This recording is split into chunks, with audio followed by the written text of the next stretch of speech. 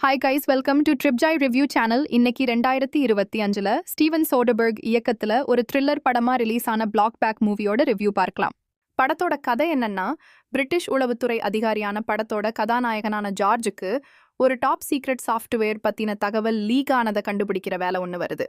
அவரோட கூட வேலை பார்க்குற 5 பேர் மேல சந்தேகம் வருது.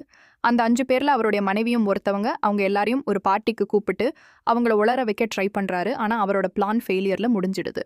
அவரோட பாஷும் மர்மமா இறந்து போறாரு. இதுக்கப்புறம் ஜார்ஜ் அந்த 5 பேர்ல யாரு உண்மையான குற்றவாளின்னு கண்டுபிடிச்சாரா இல்லையா? அதான் இந்த படத்தோட மீதி கதை.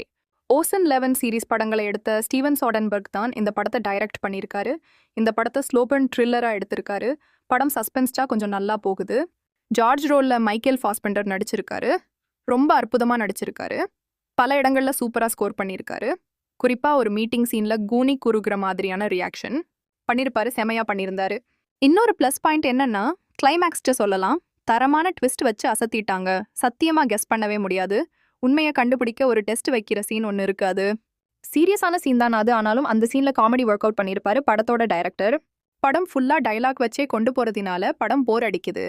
ஆக்ஷன் சீனுக்கு நிறைய வாய்ப்பு இருந்தும், நல்ல ஆக்டர்ஸ் இருந்தும், டைரக்டர் ஏன் அப்படியே விசாரிக்கிற மாதிரியே கதையை இழுத்துட்டு போனாருன்னு சத்தியமா எனக்கு தெரியல. மொத்தத்துல இந்த படம் எப்படி இருக்குதுன்னா, டீசெண்டான வாட்ச் தான். இந்த பிளாக் பேக் படம் விருப்பம் உள்ளவங்க பாருங்க.